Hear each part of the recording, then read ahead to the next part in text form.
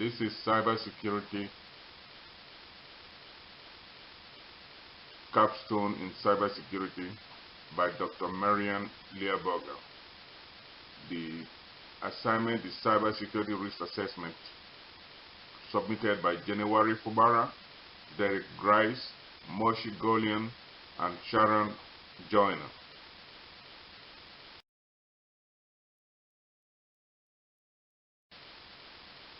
Cybersecurity Risk Analysis. Cybersecurity Risk Assessment Report is the process of identifying risks that occurred and what mitigating actions the company, country, state, or local government agencies will take to continue operating, including its mission, function, image, and/or reputation. The report also identifies assets, individuals by determining the probability of risk occurrence, the resulting impact, and additional security controls that will be needed to mitigate any impact of a security breach on the company data.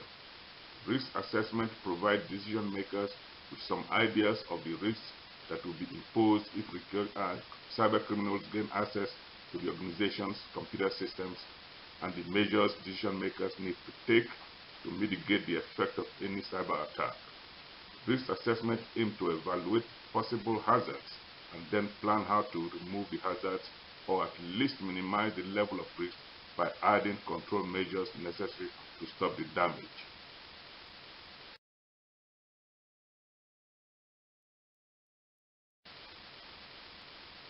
Security Risk Assessment. A security risk assessment identifies, assesses, and implements key security controls in applications. It also focuses on preventing application security defects and vulnerabilities. Therefore, conducting an assessment is an integral part of an organization's risk management process. An important step in performing this type of assessment is to identify and evaluate the information assets across the organization. These assets include, but are not limited to, servers, client information, customer data, and trade secrets.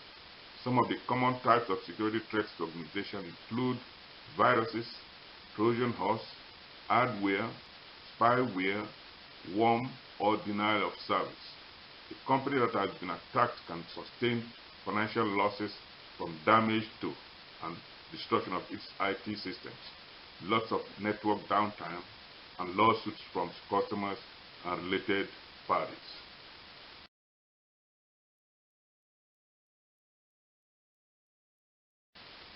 Some types of IT securities. Network security is used to prevent unauthorized or malicious users from getting inside the company's network.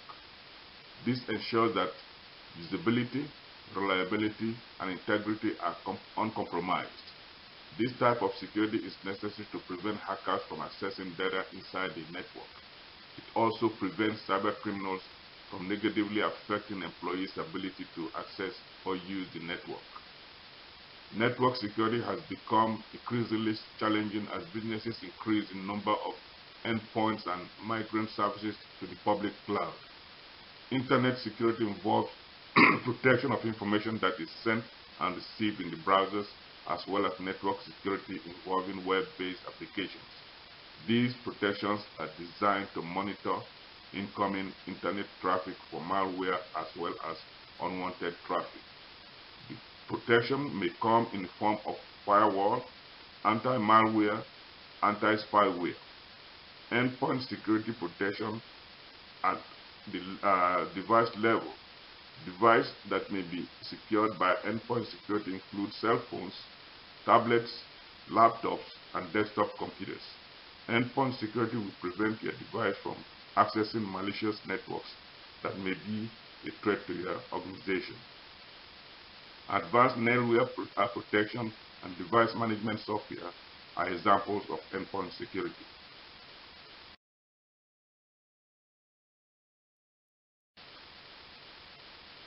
Applications, data, and identities are moving to the cloud, meaning users are connecting directly to the internet and are not protected by the traditional security stack.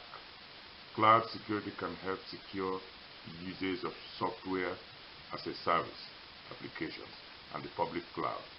a cloud access security broker, secure internet gateway, and cloud-based unified threat management can be used for cloud security.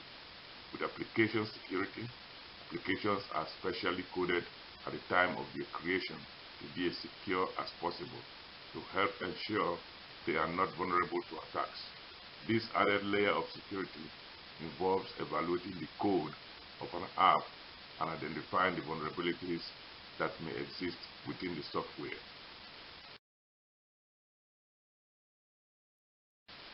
Schedule internal security drills. Companies need to train their employees to recognize and be on the lookout for phishing emails. Data breaches will continue to be reported as the biggest cybersecurity concern, as it is likely to continue for as long as personal data remains a valuable black market commodity. It is pertinent to ensure employees are empowered and trained with skills to recognize suspicious emails and to be careful when opening any email that looks suspicious. Companies should train their employees to look at the workplace as their own house and how they will go about protecting it. IT staff should send fake phishing emails to see how employees respond and to see whether they follow the training protocol the company has taught for opening and reporting such emails.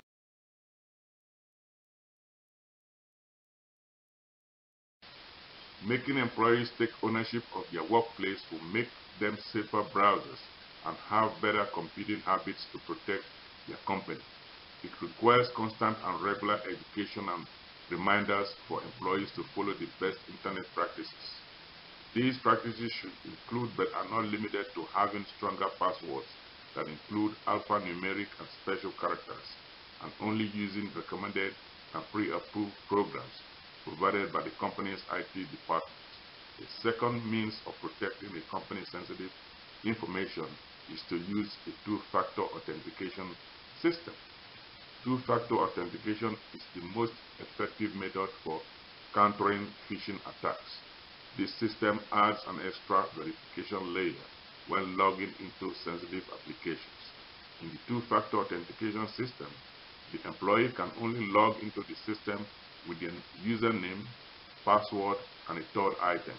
This is usually an app or a token.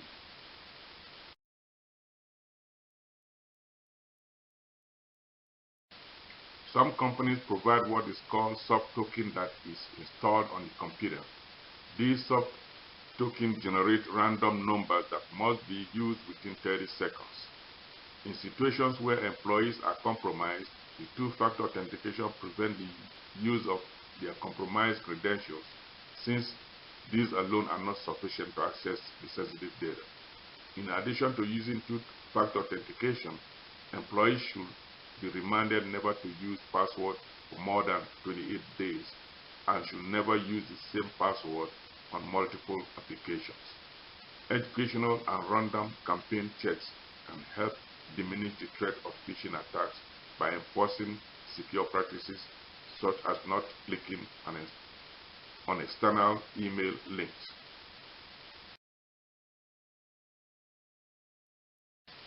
Awareness.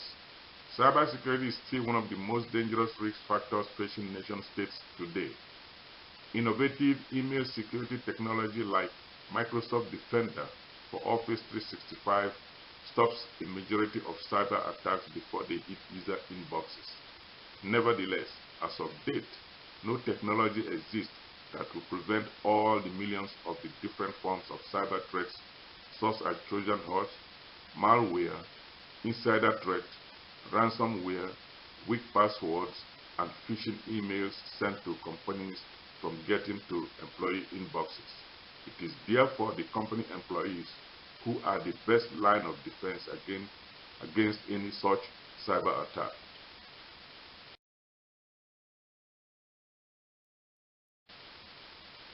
They must recognize any form of attack immediately to trained company IT staff. Malicious emails still get through regularly, and when it happens, the only thing preventing any organization from a breach is the employee's ability to detect their fraudulent nature and respond appropriately. By combining awareness training, easy reporting systems, and security responses, company employees who were the weakest link in the chain of security can become the strongest link in the line of defense. A single successful cybersecurity breach in any country can cause not just huge financial damage, but reputational, brand, and intellectual property loss. To effectively mitigate these and other losses, countries must constantly update their firewalls and other security software.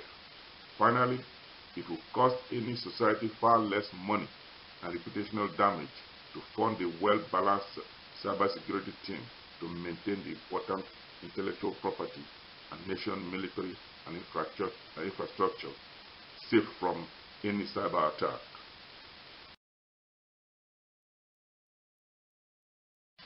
In conclusion, according to the Federal Bureau of Investigation, our adversaries look to exploit any gaps in the country's intelligence and information security networks. The FBI is committed to working with our federal counterparts, our foreign partners, and private sector to close any such vulnerability loopholes. The Bureau maintains that these relationships allow the United States government to defend networks, attribute malicious activity, sanction bad behavior, and take the fight to our adversaries overseas. The FBI fosters this team approach through a unique hub where government, industry, and academia from long-term trusted relationships to combine efforts to fight against any cyber threats facing this country. Within the United States government, there is a special unit called the National Cyber Investigative Joint Task Force. This unit is organized around mission centers based on key cyber threats areas and led by senior executives from partner agencies. Through these missions, centers, operations, and intelligence are generated for maximum impact against U.S. adversaries. The end.